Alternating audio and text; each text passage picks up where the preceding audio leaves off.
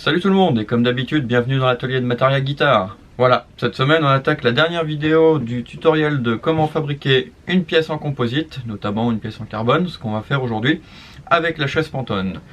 Je vous donne pas plus de précisions, on va attaquer tout de suite. Allez, c'est parti. Maintenant on va s'occuper de la fabrication de la pièce. Alors pour ça, il faudra tout un tas de produits, bon bien sûr de la fibre de carbone, des périphériques de vide, ça on y reviendra quand on en sera là. Une pompe à vide, donc là en fait c'est un vieux compresseur de frigo que j'ai transformé en pompe à vide, ça marche bien. Voilà, donc, je pense qu'après j'investirai dans une vraie pompe à vide, ce sera beaucoup moins gros que ça et plus efficace. Un piège à résine, ça c'est pareil, je reviendrai, je vous expliquerai l'utilité quand on lancera l'infusion. Bien sûr les produits du démoulant, donc ici c'est des démoulants semi-permanents, on va les appliquer tout de suite. Donc j'ai bouche-port et démoulant. L'avantage c'est qu'en fait ils ne s'enlèvent pas à chaque pièce, il en reste toujours une partie, ce qui fait que ça entretient le moule déjà, et deuxièmement ça évite que quand on fait plusieurs pièces, quand on fait une série, ça évite de refaire à chaque fois l'application des démoulants, les couches de démoulant. Voilà, il suffit d'en remettre une ou deux couches à chaque fois après et c'est parfait. Ensuite on utilise de la colle repositionnable. Alors pour l'infusion, il existe de la colle en spray exprès, ce qu'on appelle l'infutac. Moi j'utilise de la colle 3M transparente, attention, parce que sinon ça va laisser des traces. Ça marche très bien, on en trouve dans toutes les grandes surfaces ou les magasins de papeterie, de création artistique, des choses comme ça, c'est pas mal. Et ensuite, on va utiliser tout ce qui est périphérique de vide. Ça, j'y reviendrai après. Première étape, on va appliquer le bouche-port et le démoulant sur la pièce. Alors, on va prendre du morceau de tissu. Ça, c'est du coton blanc, donc il n'y a pas de teinte dessus, très important, parce que sinon, la teinte risque de se dissoudre et d'aller sur votre moule. Ça peut être sympa, mais bon, vaut mieux éviter. Et deuxièmement, déjà ça peluche pas, et en plus, une fois qu'on les aura utilisés, généralement on les jette. Donc si vous avez des vieux bouts de t-shirt en coton ou de vieux draps un petit peu épais comme ça, c'est parfait. Moi c'est ce que j'utilise, c'est génial. Donc des gants et un masque, et on va appliquer ça en très fine couche. Donc on commence par le bouche-port, donc moi j'en mets 2 couches. Avant la première utilisation. Après, c'est pas nécessaire, le bouche-port va rester sur le moule. Et ensuite, avant la première utilisation, je mets généralement 3 couches de démoulant.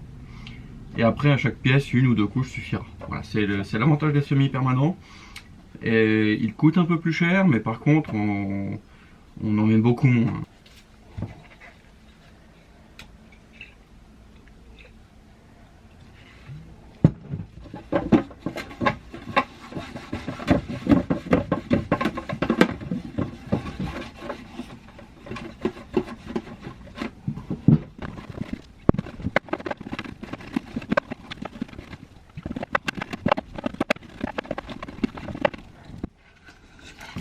Voilà, donc on attend quelques minutes que ça sèche, aux alentours de 5 minutes, c'est très bien. On va repasser une deuxième couche et après on va s'occuper des démoulants. Toujours pareil, on attend quelques minutes entre chaque couche.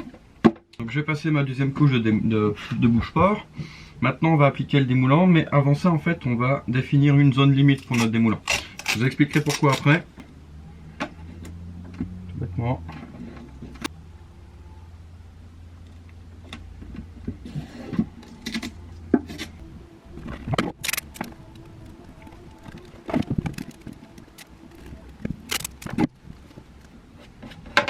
Voilà, hop, ce que je vais faire, c'est que je vais prendre mon cutter, tac, et je vais venir tracer légèrement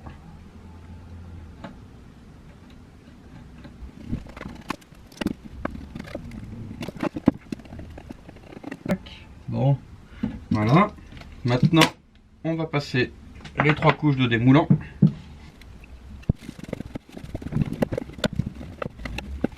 Voilà, alors on fait bien attention à bien en mettre dans les zones difficiles. Là il y a des arêtes qui risque d'être difficile à draper aussi, mais bon, c'est une pièce assez intéressante à mouler au final.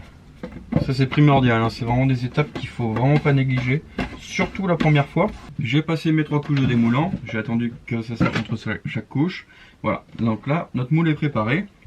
Donc je vais pouvoir enlever mon scotch de masquage. Maintenant on va venir draper notre fibre. Donc on va reprendre notre ficelle encore pour recalculer la surface, parce que ici la surface va être beaucoup plus petite. Voilà, là, on est à 35 cm, donc 0,35, 30 cm, donc 0,30. On va calculer donc notre poids de fibre. Donc ici c'est du carbone sergé 200 grammes au mètre carré. Donc le sergé en fait c'est la façon dont c'est maillé. Je vous donnerai un peu plus de détails un petit peu plus tard en fin de vidéo sur les différents types de maillage de fibres, de renfort. On va calculer après notre pourcentage de résine, notre poids de résine, et ce qui nous permettra aussi de calculer le poids de la pièce théorique finale. Donc déjà on recalcule notre surface en mètres carrés.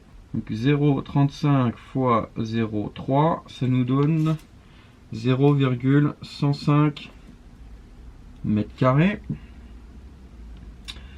fois 200 grammes pour une couche de carbone, ça nous donne 21 grammes.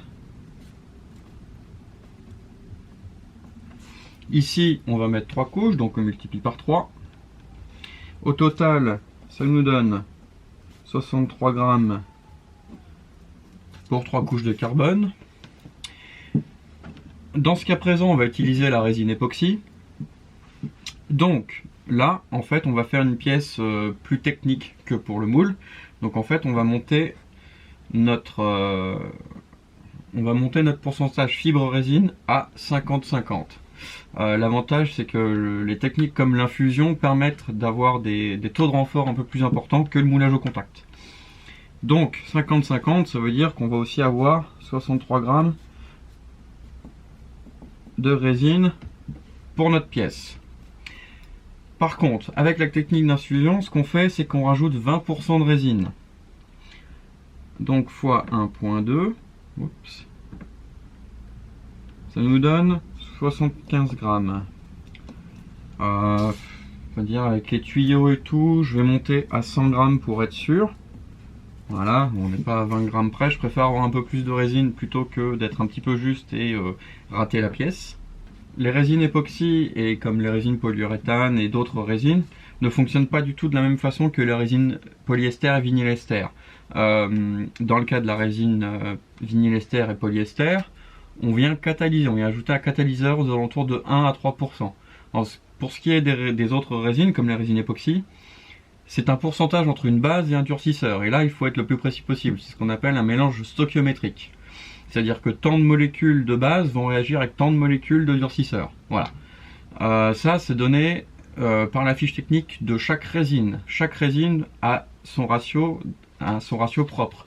Voilà, on ne va pas avoir pour toutes les résines époxy le même ratio de 60-40%. Non. Là, la résine époxy que j'utilise, elle a un ratio de 78% de base et 22% de durcisseur. Je vais aller vérifier.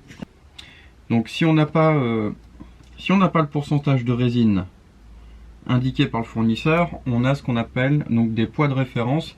Donc pour 100 g de base, on va ajouter 28 g de durcisseur. Donc ça veut dire qu'au total, on va avoir 128 g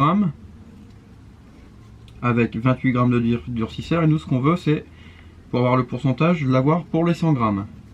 Donc ce qu'on fait, 100 fois 28 divisé par 128, ce qui nous donne 21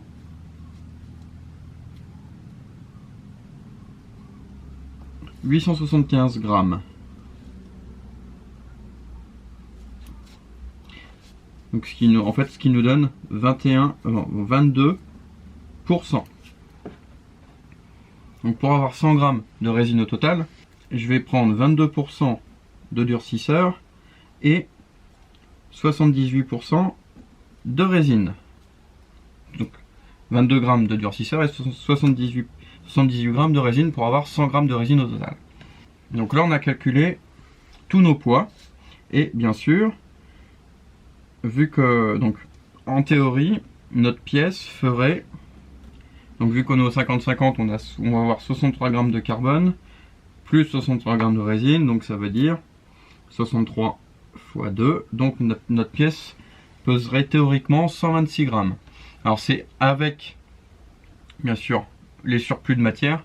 Au final notre pièce va peser moins lourd quand on l'aura détouré. Mais déjà on peut avoir une idée du poids de la pièce. Voilà, alors maintenant que tous nos calculs sont faits, on va pouvoir commencer à draper nos fibres. Peut-être même y mettre un petit peu moins, comme ceci, on va se déformer. Là je vais couper. On a nos 3 couches de préparé. Donc on prend notre colle repositionnable, on enlève les poussières avant, et ce que je vais faire, alors je vais vraiment y aller par petite touche, c'est vraiment histoire de maintenir les fibres avant de faire le moulage. Et là on va venir appliquer au mieux notre fibre pour éviter tout ce qui est tendu.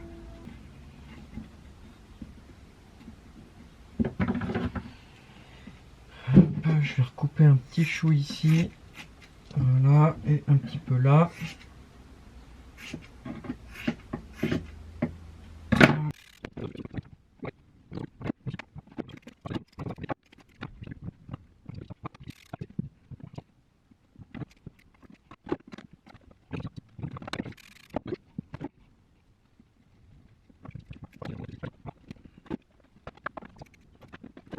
Ensuite, ce qu'on va faire, c'est qu'on va y appliquer un tissu d'arrachage.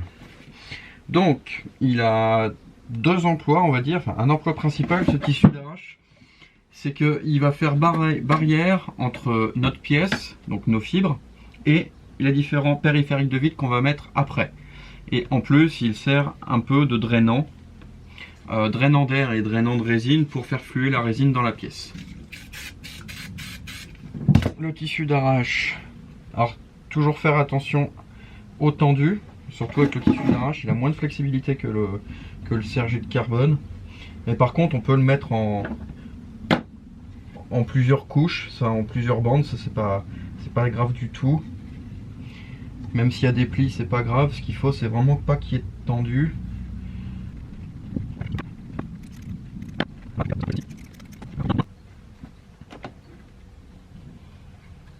Comme ça, voilà. On vérifie qu'il n'y ait pas de tendu, ça me paraît bien. Voilà, alors, ensuite, on va s'occuper du drainant d'air. Donc moi j'utilise du Cormat, on peut utiliser aussi de la gaine spiralée, mais moi je trouve que le Cormat c'est bien et ça consomme moins de résine. Ici.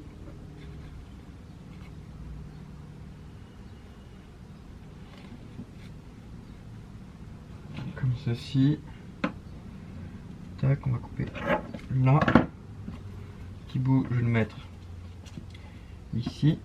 Voilà, comme ça. Ensuite, notre point d'arrivée de résine, on va le mettre là. Donc ça en fait c'est un morceau de laiton dans lequel je vais mettre le tuyau, je vais insérer le tuyau, donc il a vraiment été usiné pour ça. Nos empilements, il nous reste une chose à faire, c'est la bâche à vide. Alors la bâche à vide, il y a une règle, c'est qu'il faut prendre, on va dire il faut rajouter 50% de bâche à vide pour avoir de la marge. Donc là je le fais visuellement, mais il ne faut pas hésiter à en rajouter plus pour venir bien plaquer. Pour notre bâche à vide, ce qu'on va venir utiliser, c'est ce qu'on appelle du mastic d'étanchéité. Donc c'est vraiment prévu pour la bâche à vide aussi. Et ce qu'on va venir faire, c'est qu'on va venir en coller tout autour sur les bords de notre bâche à vide.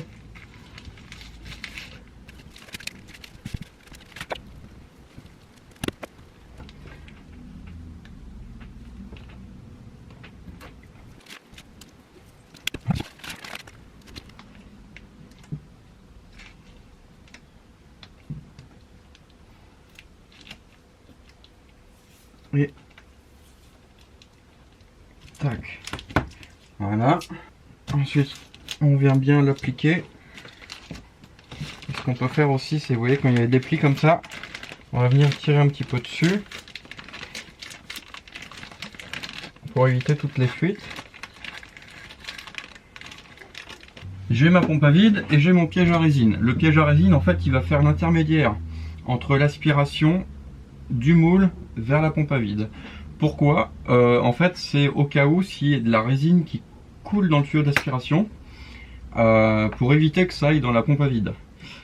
Ça peut arriver des fois qu'on se trompe dans le pourcentage de polymérisation de la résine, ou alors que la résine ne prend pas à cause d'une température trop faible. Il peut y avoir plusieurs raisons. Donc en fait on met le piège à vide, voilà, c'est juste un caisson qui va tenir le vide et puis qui est creux pour au cas où accueillir l'excédent de résine. Donc on a dit, mon point de vide je le mets là, mon point de sortie d'air je vais le mettre là, histoire d'avoir un peu de marge. Ça me paraît bien. L'autre côté on va le garder pour la résine. Je reprends mon mastic d'étanchéité, je m'en coupe un morceau assez long, voilà. Et en fait je vais venir faire le tour du tuyau comme ceci, voilà, et je vais venir le coller au moule, voilà. Deuxième chose, je remets un petit morceau de cormat pour drainer. Maintenant on va pouvoir venir positionner notre bâche à vide.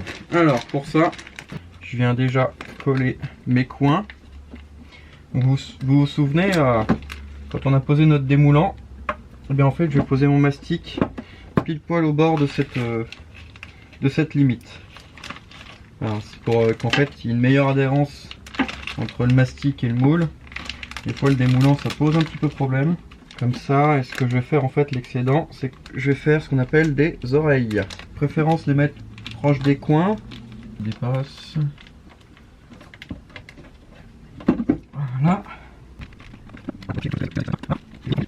Donc là, je vais faire une oreille ici ou ici, par ici je pense, pour pouvoir donner de la flexibilité à la bâche.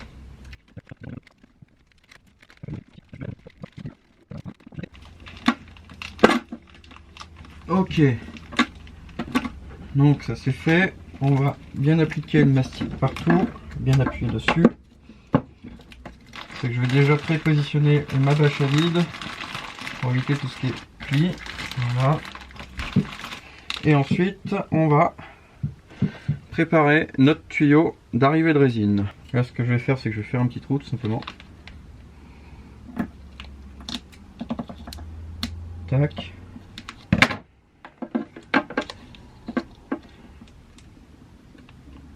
Je viens appuyer, enfoncer mon tuyau dedans. Je mets un petit morceau de mastic pour faire l'étanchéité au maximum. Je tire bien la bâche. Moi ce que j'utilise pour clamper, c'est une pincetto. On peut aussi, ils se vendent aussi des robinets en plastique réutilisables.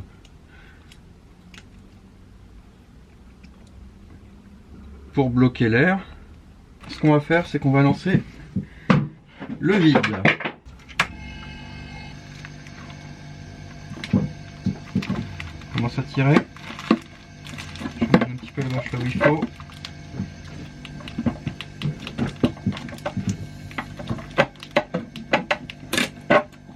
On commence à tirer pas mal là, vous voyez. Que je vérifie. Alors on peut déplacer la bâche pour l'amener dans les zones difficile, vérifier qu'il n'y ait pas de tendu. Là on est prêt. Je suis quasiment à moins 1 bar, donc vous voyez, ça tire super bien. Ce qu'on peut faire, c'est essayer de ramener un petit peu de la bâche à vide pour éviter les tendus. Donc ça va pas mal. Alors maintenant on va laisser notre moule sous vide. Et on va préparer notre résine. 78 g de résine et 22 g de durcisseur.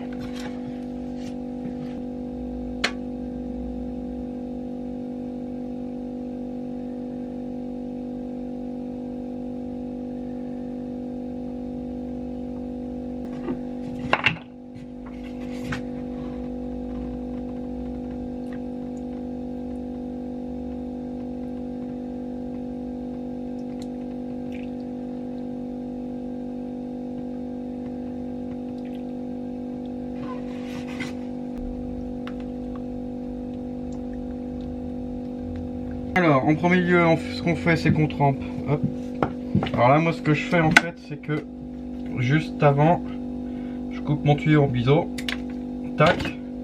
Pour éviter que quand le tuyau va au fond du pot, ça se bouche. Donc je trempe et j'ouvre. Et hop, c'est parti. Et c'est pas parti. Voilà.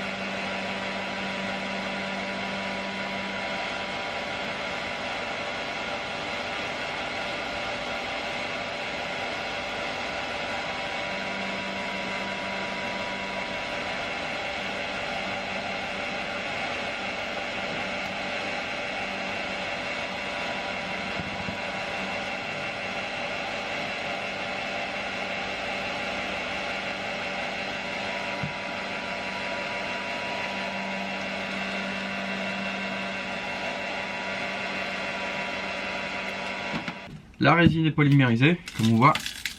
Voilà, ça craque. Voilà, il est temps de démouler. Donc pour le démoulage, j'ai utilisé des gants type gants anti-coupure.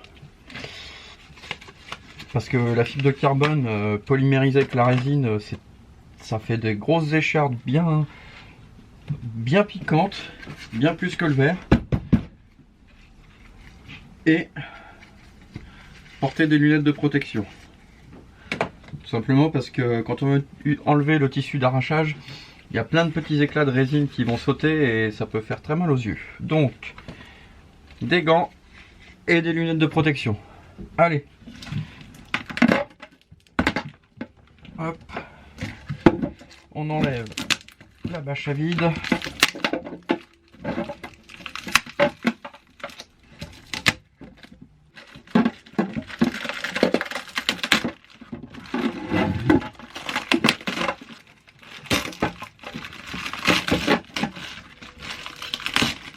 On va essayer d'enlever le tissu d'arrache. Donc voilà en fait à quoi sert le tissu d'arrachage. C'est vraiment faire la barrière entre les différents périphériques de vide et la pièce.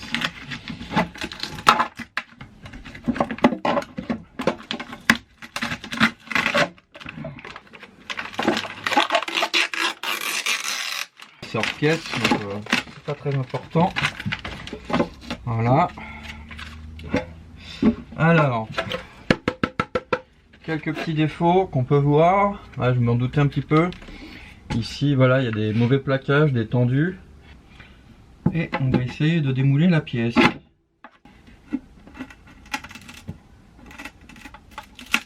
Ah, voilà.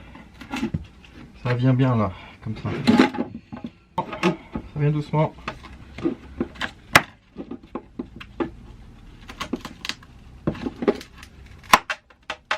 Voilà, ça y est. Hop. Maintenant, on va voir le résultat. tac. Ouais, bien ce que je pensais. Il y a quelques petits tendus. Là, ici, dans les arêtes. Mais globalement, la pièce est pas si mal. Hop, alors, ce qu'on va faire, c'est qu'on va poser notre pièce finale et voir à combien elle est.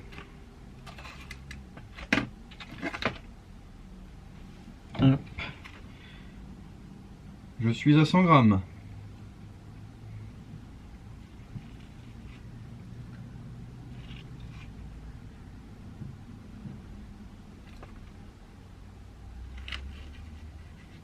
Alors, avant de faire quoi que ce soit, on finit de nettoyer le moule. Je vais finir d'enlever le mastic, remettre un petit coup de démoulant pour la prochaine pièce.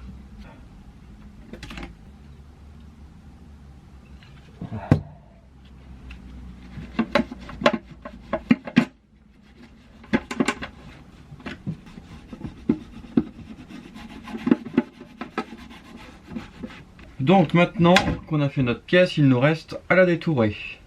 Avant, je vais revenir sur deux, trois petits points.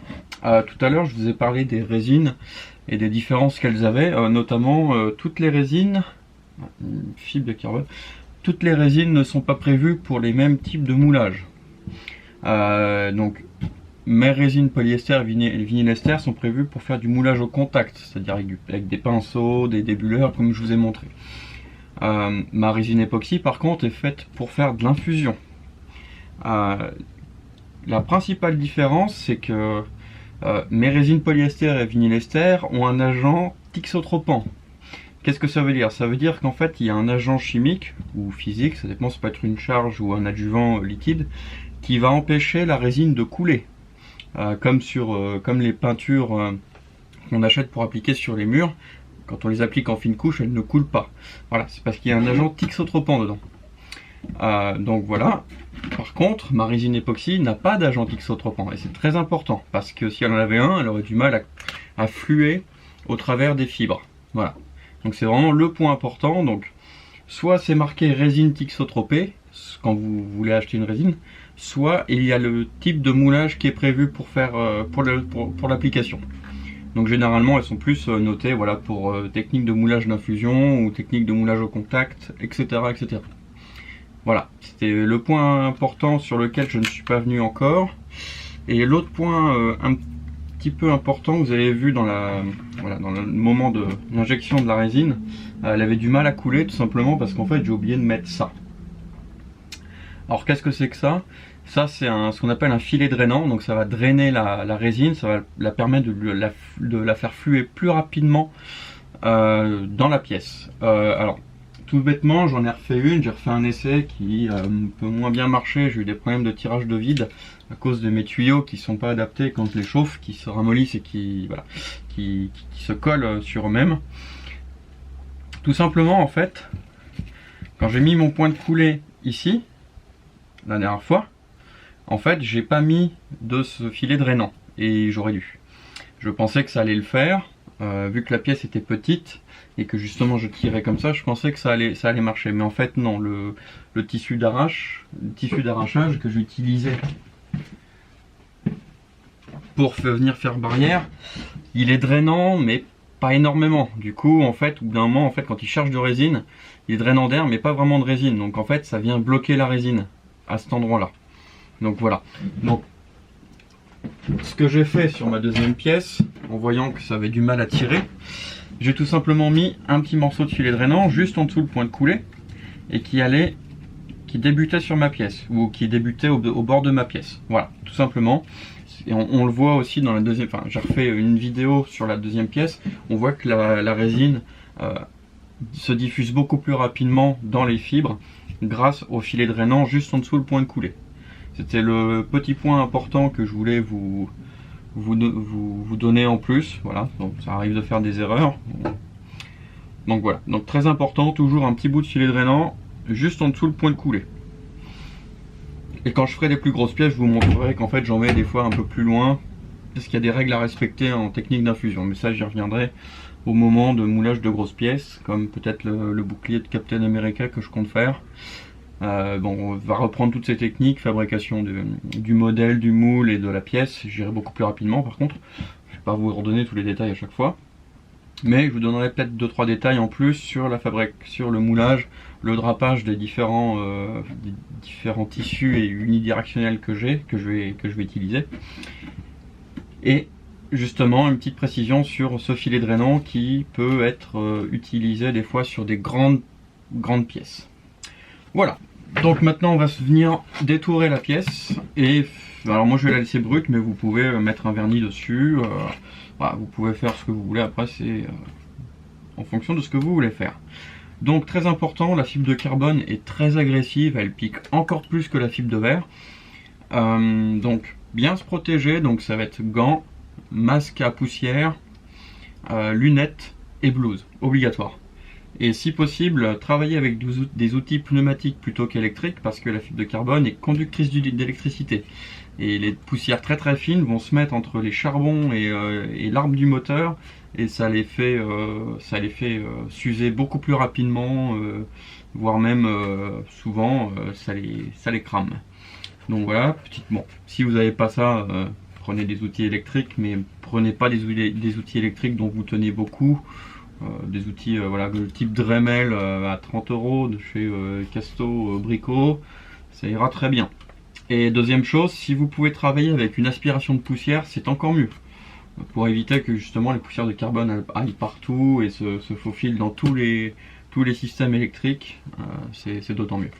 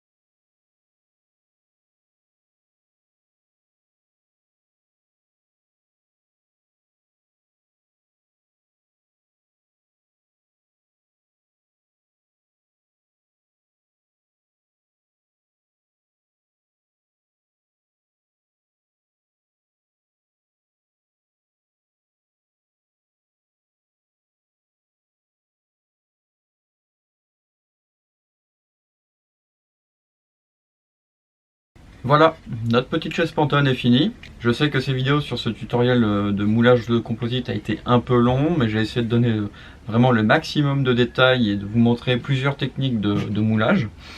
Donc voilà, donc j'espère que ces vidéos vous seront utiles, que vous les avez appréciées. En attendant, n'hésitez pas à vous abonner, à partager, à cliquer sur le petit pouce bleu et la cloche pour voir toutes les vidéos à venir, et à liker bien sûr. Allez, à la prochaine. Ciao.